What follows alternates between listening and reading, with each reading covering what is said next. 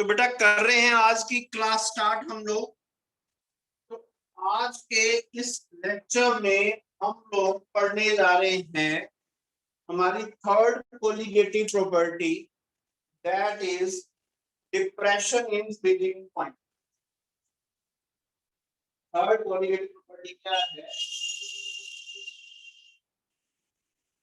Depression in freezing point.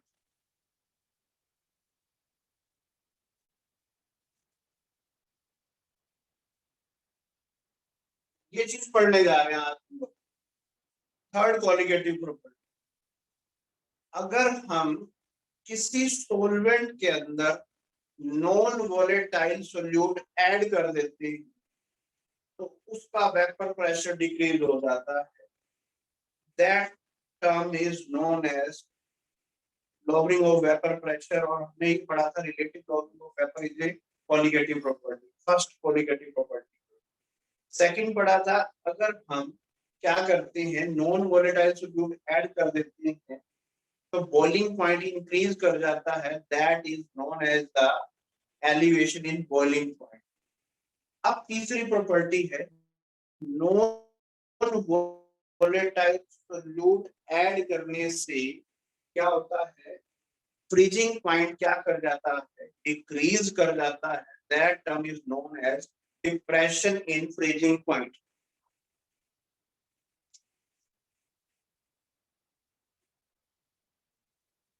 उसकी इस term को हम लोग क्या बोलते हैं, डिप्रेशन इन फ्रीजिंग पॉइंट बोलते हैं।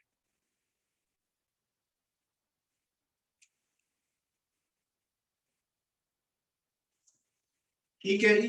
तो डिप्रेशन इन फ्रीजिंग पॉइंट हम लोग स्टार्ट कर रहे हैं, डिप्रेशन इन फ्रीजिंग पॉइंट। तो देखिए हमने इससे पहले depression in freezing point start करने से पहले मैं आपसे मैं आपको एक डेफिनेशन बताने जा रहा हूं, दैट इज फ्रीजिंग पॉइंट।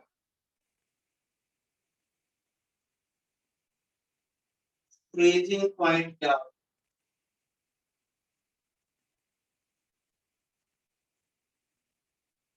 क्या होता है? Freezing point is that temperature at which vapor pressure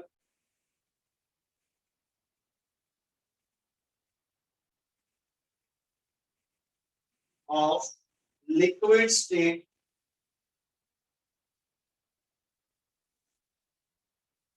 becomes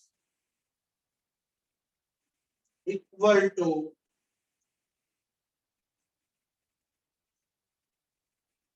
solid state। ऐसा टेम्परेचर जहां पर लिक्विड स्टेट का वेपर प्रेशर सॉलिड स्टेट के वेपर प्रेशर के क्या हो जाता है, इक्वल हो जाता है, तो उसको हम लोग बोलते हैं क्या चीज, क्या बोलते हैं, फ्रीजिंग पॉइंट बोलते हैं। अब हम ये चीज पढ़ने जा रहे हैं कि अगर हम नॉन वोलेटाइल सॉल्यूट ऐड करते हैं तो फ्रीजिंग पॉइंट कैसे डिक्रीज करता है। तो देखो इसको ग्राफ से एक्सप्लेन करते हैं हम लोग। ये मैंने एक ग्राफ प्लॉट करने जा रहा हूँ। इस साइड में तो मैंने क्या ले लिया, वेपर प्रेशर, और इस साइड में हमने क्या ले लिया, और आपको पता है अगर हम लोग टेम्परेचर को बढ़ाते हैं तो वेपर प्रेशर क्या करता है, इंक्रीज करता है। तो मैंने मान लिया ये मेरे पास क्या है, वेपर प्रेशर है किसका, प्योर सॉल्वेंट। प्योर सॉल्वेंट का क्या है, वेपर प्रेशर है। ठीक है, ये है प्योर सॉल्वेंट। देखो मैं टेम्परेचर को बढ़ा रहा हूँ, वेपर प्रेशर की वैल्यू क्या हो रही है, इंक्रीज हो रही है।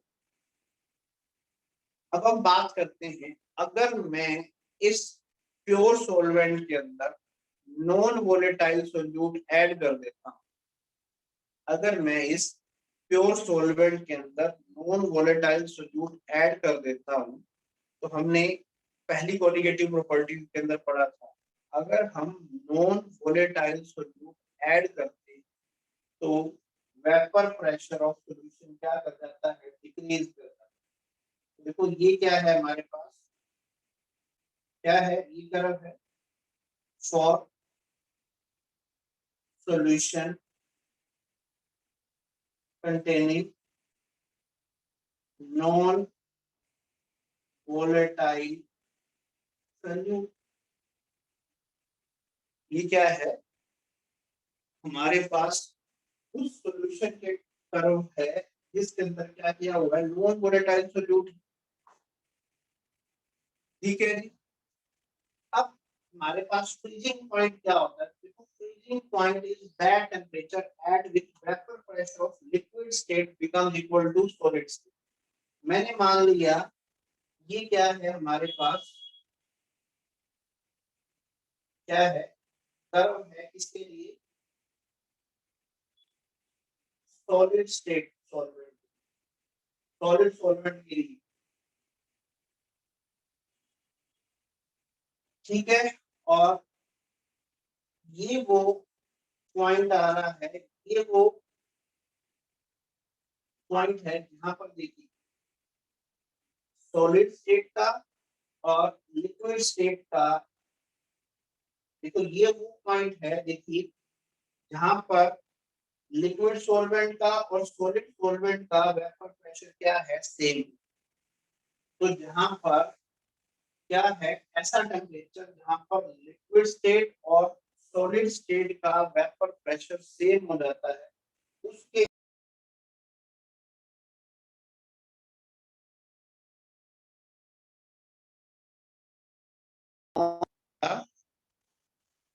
Freezing point, that is known as the freezing point of pure solvent।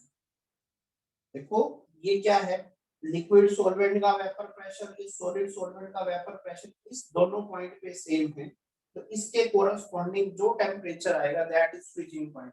और ये किसका फ्रीजिंग पॉइंट है, freezing point of pure solvent. Clear होगी। अगर मैं इसी कर्व को आगे बढ़ाता हूं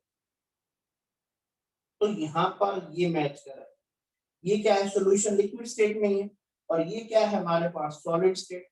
तो सॉलिड स्टेट और लिक्विड स्टेट का वेपर प्रेशर इन दोनों इस पॉइंट पे क्या कर रहा है, सेम कर रहा है।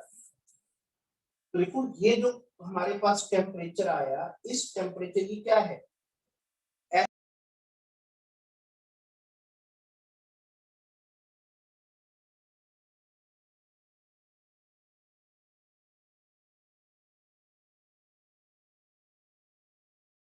आवाज नहीं आ रही सर।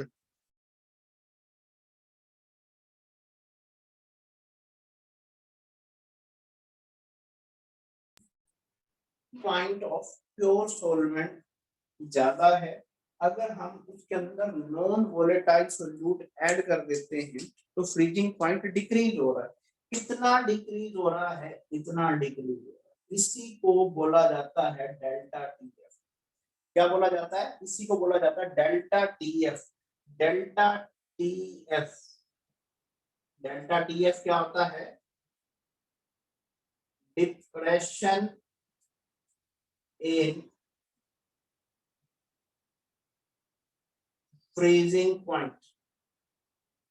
क्या है ये, depression in freezing point, delta TF. और मैथमेटिकली ये चीज किसके इक्वल आ रही है, देखिए mathematically depression in freezing point किसके इक्वल आ रही है, डेल्टा टीएफ आ रहा है किसके इक्वल,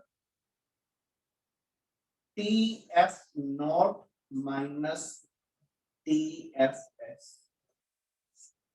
ये वाला टेम्परेचर ज्यादा, प्योर सॉल्वेंट का वेपर प्रेशर ज्यादा, सॉरी फ्रीजिंग पॉइंट ज्यादा है, नॉन वोलेटाइल सॉल्यूट का वेपर प्रेशर सॉरी क्या है, फ्रीजिंग पॉइंट कम है। तो कितना कम है, टीएफ नॉट माइनस टीएफ। इसी टर्म को क्या बोला जाता है, डिप्रेशन इन फ्रीजिंग पॉइंट बोला जाता है।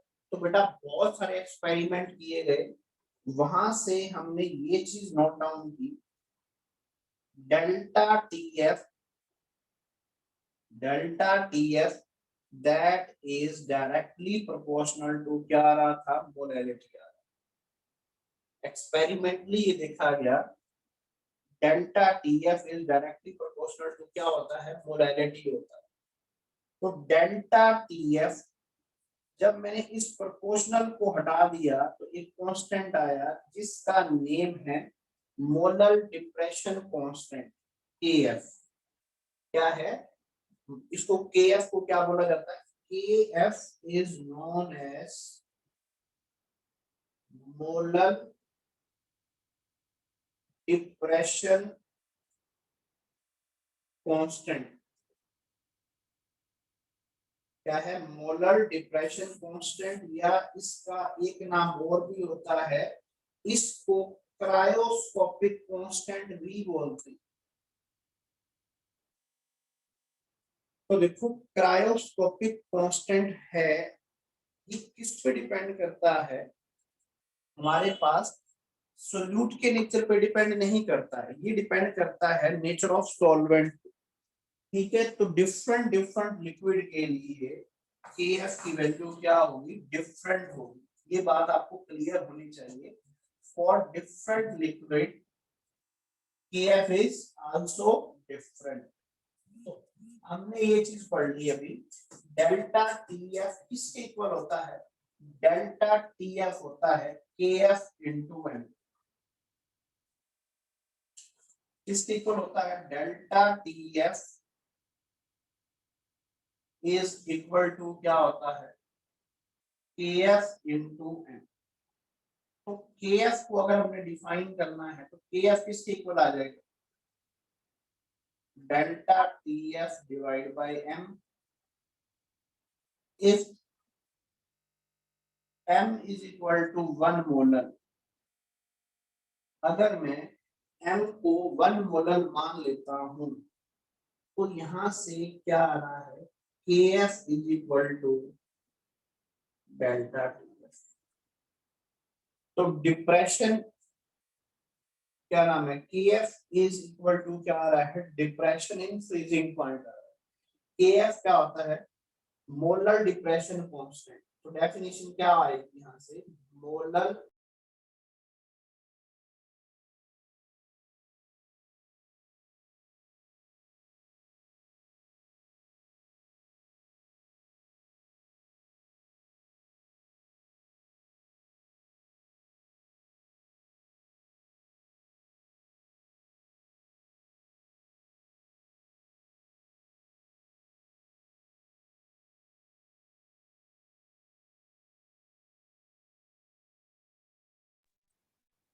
मोलर डिप्रेशन कांस्टेंट किसके इक्वल आ रहा है, that is equal to depression in freezing point. Molar depression constant is equal to क्या आ रहा है, डिप्रेशन इन फ्रीजिंग पॉइंट। कब आ रहा है, when molality of solution is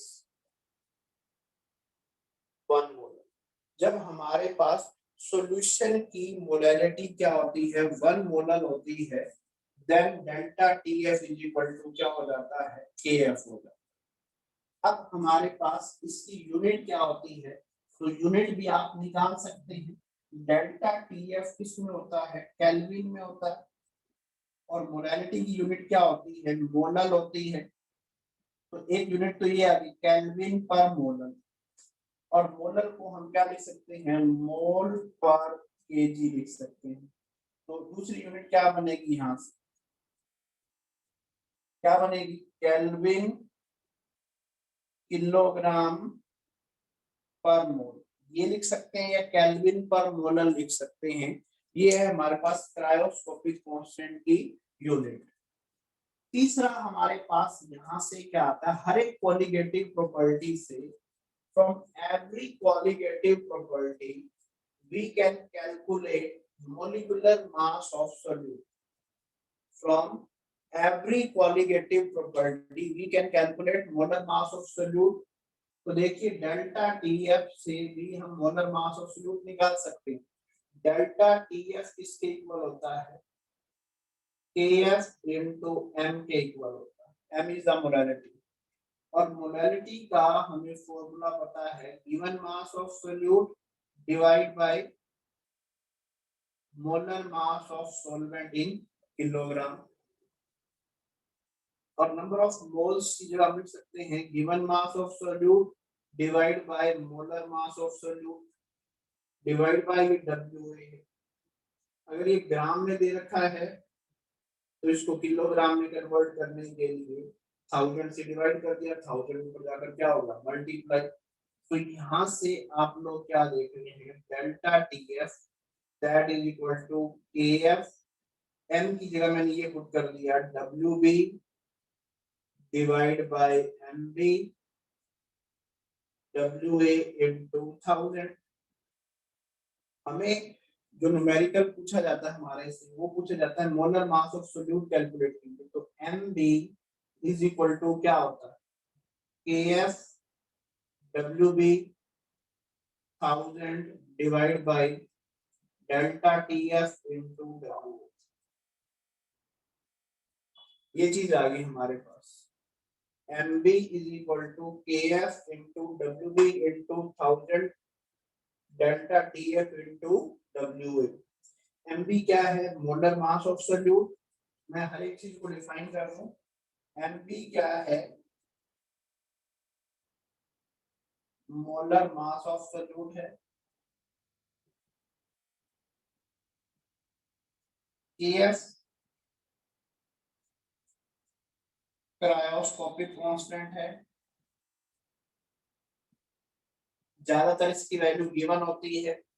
W भी आपको पता है क्या है, गिवन मास ऑफ सॉल्यूट है।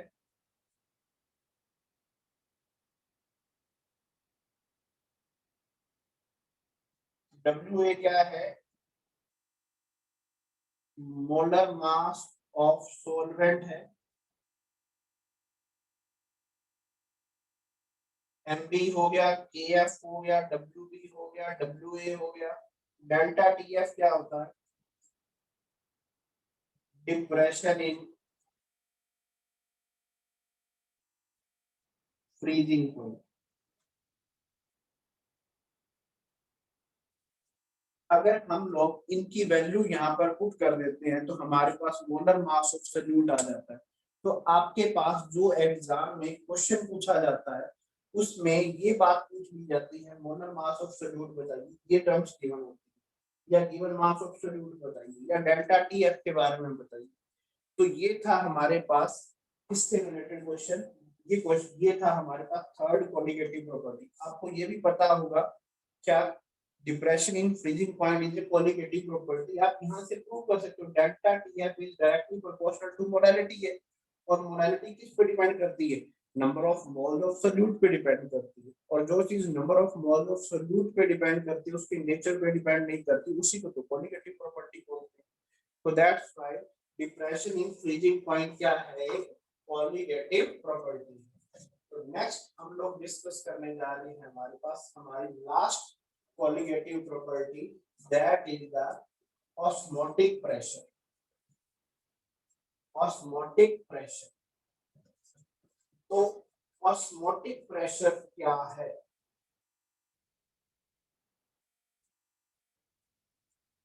osmotic pressure जिसको पाई से डोनेट किया। ऑस्मोटिक प्रेशर बताने से पहले हम लोग डिस्कस करेंगे किसके बारे में, हम लोग डिस्कस करेंगे ऑस्मोसिस के बारे में। ऑस्मोसिस में क्या होता है, क्या होता है, सोलवेंट मॉलिक्यूल पास करते हैं थ्रू पर्चमेंट मेम्ब्रेन। अगर हमारे पास क्या है, एक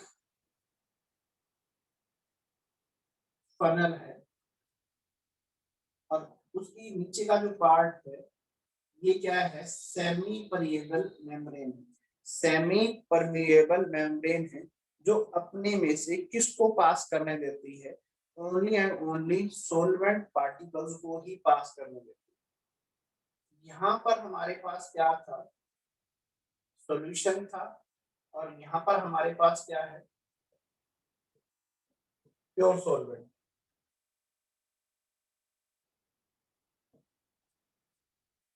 तो आप थोड़ी देर के बाद देखते हैं हमारे पास इसमें सॉल्यूशन का लेवल इंक्रीज हो जाता है। क्यों इंक्रीज हो जाता है, क्योंकि हमारे पास सॉल्वेंट मॉलिक्यूल परफेक्ट मेम्ब्रेन में से क्या कर रहे हैं, पास कर रहे हैं, तो इसलिए वाटर का लेवल क्या हो जाता है, इंक्रीज हो जाता है। That process is known as osmosis. आप ये थोड़ा सा इससे हटके एग्जांपल लेते हैं। हम लोग क्या करते हैं, हमारी मम्मी क्या करते हैं, चने बनाते हैं तो उसको पानी के अंदर डिप कर देते हैं रात को, और सुबह उठ के देखते हैं चने फूल जाते हैं। ऐसा क्यों होता है, क्योंकि जो पानी है, जो चने हैं, उनकी जो बाहर की जो लेयर है, that is the semi permeable membrane, उसमें से वाटर मॉलिक्यूल क्या कर जाते हैं, पास कर जाते हैं, और जो हमारे पास ग्रैम्स हैं या जो हमारे पास चने हैं वो फूल जाते हैं, स्वेल, उसके अंदर स्वेलिंग हो जाती है। किशमिश पानी के अंदर डिप करो, किशमिश फूल जाती है, क्योंकि water molecule through semi permeable membrane उसके अंदर चला जाता है। एग पानी के अंदर डालते हैं, गर्म पानी के अंदर डालते हैं, एग बॉईल कर जाता है, वहां पर भी क्या हो रहा है, ऑस्मोसिस हो रहा है। ठीक है, तो ऑस्मोसिस के अंदर क्या होता है, ऑस्मोसिस के अंदर सॉल्वेंट मॉलिक्यूल पास करती है।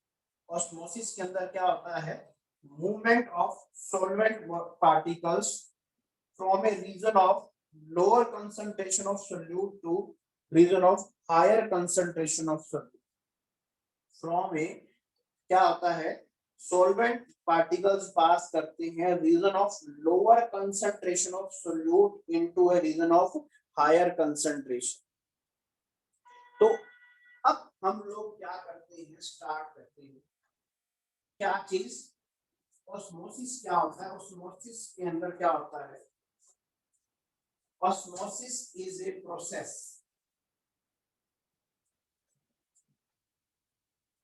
osmosis is a process in which solvent molecule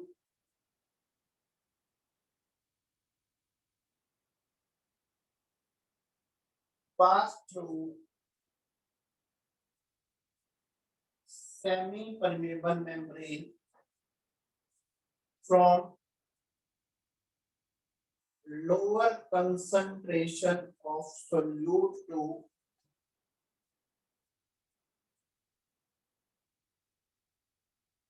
higher concentration of solute.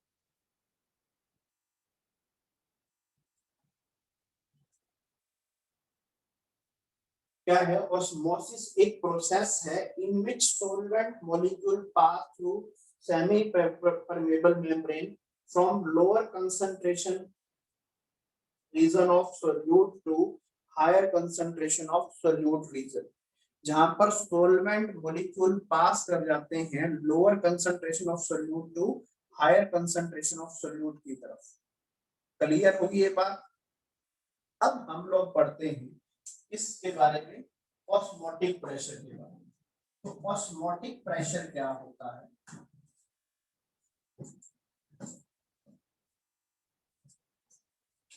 हमारे पास ये दो बीकर है, इस तरह के एक दो कंटेनर है, यहाँ पर क्या है, सॉल्वेंट है, और यहाँ पर क्या है, सॉल्यूशन, और इनके बीच में क्या है, क्या लगा हुआ है, सेमी परमेबल मेम्ब्रेन है, और यहाँ पर क्या लगा हुआ है, ये क्रिस्टल लगा हुआ है। तो अब क्या होगा, देखो सोलवेंट मॉलिक्यूल ऑस्मोसिस होता है, ऑस्मोसिस में क्या होता है, solvent molecule pass through semi permeable membrane from a region of lower concentration of solute to higher concentration of solute। यहाँ पर तो देखो प्योर सोलवेंट है, तो सोल्यूट है ही नहीं, यहाँ पर सोल्यूट की कह सकते हैं लोअर कंसंट्रेशन है, ये सॉल्यूशन है, इसमें कुछ ना कुछ क्या होगा, सोल्यूट होगा। तो कहां से सोलवेंट मॉलिक्यूल कहां से कहां पास करेंगे? सोलवेंट मॉलिक्यूल पास करेंगे सेमी परमेबल मेम्ब्रेन के थ्रू थ्रू सॉल्यूशन साइड। अब हम चाहते हैं कि सोलवेंट मॉलिक्यूल सॉल्यूशन की तरफ ना जाए, तो हम क्या करते हैं, यहां से कुछ एक्सटर्नल प्रेशर अप्लाई करते हैं। क्या करते हैं? एक्सटर्नल प्रेशर अप्लाई करते हैं। कौन सी साइड में? सॉल्यूशन की साइड में। एक्सटर्नल प्रेशर अप्लाई करते हैं किसकी साइड में? सॉल्यूशन की साइड में, ताकि सॉल्वेंट मॉलिक्यूल सॉल्यूशन की तरफ पास ना हो, या हम ये कह सकते हैं सॉल्वेंट मॉलिक्यूल सॉल्यूशन की तरफ पास ना हो, या हम ये कह सकते हैं ऑस्मोसिस ना हो। तो जो एक्स्ट्रा प्रेशर अप्लाई किया जाता है सॉल्यूशन की साइड में ताकि ऑस्मोसिस ना हो, उसी को ही क्या बोला जाता है? ऑस्मोटिक प्रेशर बोला जाता है। क्या होता है ऑस्मोटिक प्रेशर? क्या होता है ऑस्मोटिक प्रेशर? ऑस्मोटिक प्रेशर क्या होता है? Osmotic pressure is that pressure is extra pressure कह सकते हैं, is extra pressure which is applied on solution side। ये क्या है? ऑस्मोटिक प्रेशर क्या है? Extra pressure. एक तो एटमॉस्फेयर का प्रेशर लग रहा है, उसके अलावा एक प्रेशर और लग रहा है जिसको हम क्या बोलते हैं? Osmotic pressure. Osmotic pressure extra pressure है जो कि हम अप्लाई करते हैं सॉल्यूशन साइड में टू प्रिवेंट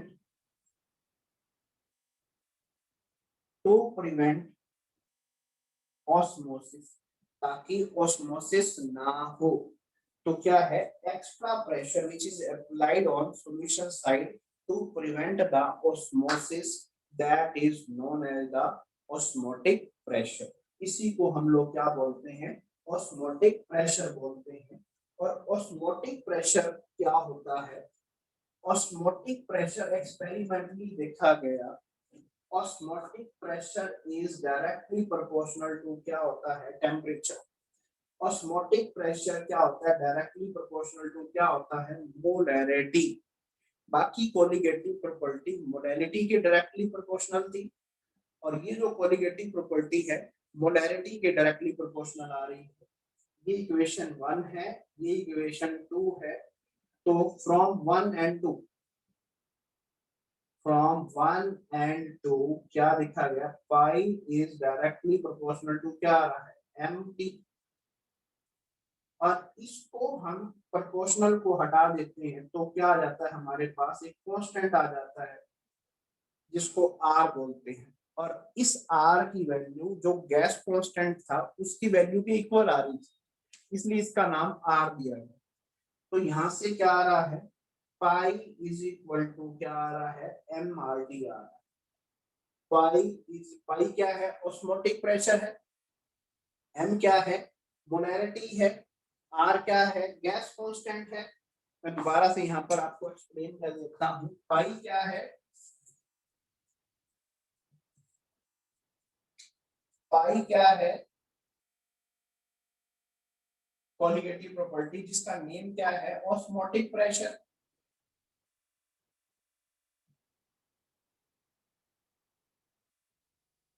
आर क्या है? Gas constant. इसकी वैल्यू आपको लेनी है 0.0821 लीटर एटमॉस्फेरिक पर केल्विन पर मोल। टी क्या है? Temperature in kelvin.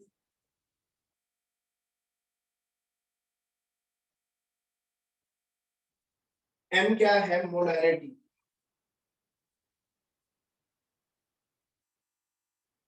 एम क्या है? मोलैरिटी है। टी टेम्परेचर है। आर गैस कांस्टेंट है। पाई की वैल्यू, पाई क्या है? Osmotic pressure. तो हम इस कोलिगेटिव प्रॉपर्टी से भी क्या कैलकुलेट कर सकते हैं? Pi is equal to M R T होता है। एम का मतलब यहाँ पर मोलैरिटी है। तो देखिए हम इस कोलिगेटिव प्रॉपर्टी से भी क्या कैलकुलेट कर सकते हैं? Molar mass of solute, molar mass of solute calculate कर सकते हैं कैसे, पाई इज इक्वल टू होता है M R T, M is molarity, M क्या होता है number of moles of solute divide by volume of solution in litre. तो नंबर ऑफ मोल्स की जगह हम लिख सकते हैं given mass of solute divide by molar mass of solute, volume of solution अगर मिलीलीटर में है तो मैंने 1000 से डिवाइड कर दिया, तो इस m की जगह मैं लिख सकता हूँ ये चीज। तो देखिए pi is equal to W B upon M B V M L into 1000, m की जगह पुट किया इंटू आर इंटू टी, मैंने क्या निकालना है एम बी निकालना है, तो एम बी इस साइड में गया तो मेरे पास आ गया W B R T divide by pi into V. अगर मैं इसको लीटर में कन्वर्ट कर देता हूँ, चलो मिलीलीटर में है तो ऊपर क्या आ जाएगा 1000 आ जाएगा, अगर ये लीटर में है तो ये 1000 नहीं लेना, ये फिर ये 1000 नहीं लेना, तो मेरे पास क्या आ गया मोलर मास ऑफ सोल्यूट निकालने का क्या आ गया फॉर्मूला आ गया from osmotic pressure. Osmotic pressure given है, वॉल्यूम लीटर में है, given mass of solute, R की वैल्यू पता है, टेम्परेचर पता है। यहाँ पर 2-3 डेफिनेशन और आ जाती है, वो ध्यान से देखिए क्या है। एक तो ये आ जाता है आइसोटोनिक सॉल्यूशन क्या होता है, आइसोटोनिक सॉल्यूशन क्या होते हैं, ऐसे सॉल्यूशन, दो solution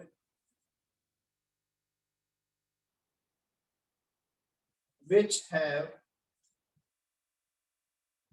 same osmotic pressure at same temperature, जिनका ऑस्मोटिक प्रेशर सेम होता है सेम टेम्परेचर के ऊपर, उनको हम क्या बोलते हैं आइसोटोनिक सॉल्यूशन बोलते हैं। और एक मेरे पास सॉल्यूशन है पाई1, तो पाई1 क्या होगा M1R होगा, दूसरा सॉल्यूशन है पाई2, उसकी वैल्यू क्या होगी M2R होगी। अब टेम्परेचर सेम है तो T1 is equal to T2, मैंने उसकी जगह क्या लिख दिया T लिख दिया। अब दोनों का ऑस्मोटिक प्रेशर सेम है, that means M1RT that is equal to क्या होगा M2RT, RT से RT कैंसल, तो M1 इज इक्वल टू क्या होगा M2 होगा। अगर कोई दो सॉल्यूशन आइसोटोनिक हैं तो उनकी मोलैरिटी भी क्या होगी सेम होगी। दूसरी डेफिनेशन होती है, ये क्वेश्चन में पूछा जाता है आइसोटोनिक सॉल्यूशन, दूसरी डेफिनेशन ये पूछ ली जाती है हाइपरटोनिक सॉल्यूशन क्या होता है। हाइपर का मतलब होता है ज्यादा, अगर एक सॉल्यूशन है जिसका उस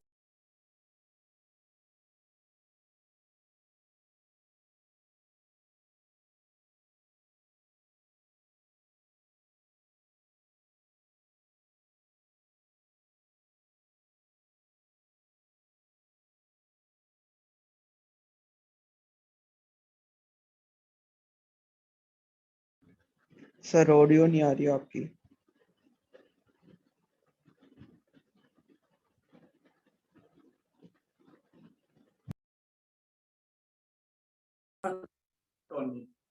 and second one is hypotonic. तो बेटा ये थी हमारे पास 4 क्वालिटेटिव प्रॉपर्टीज, और इन्हीं के बेस के ऊपर कुछ न्यूमेरिकल्स एग्जाम में पूछ लिए जाते हैं, वेस्टर्न रीजन एग्जाम में पूछ लिए जाते हैं। तो लास्ट टाइम मैंने एक्सरसाइज एक असाइनमेंट सेंड की थी बट किसी का रिप्लाई नहीं आया।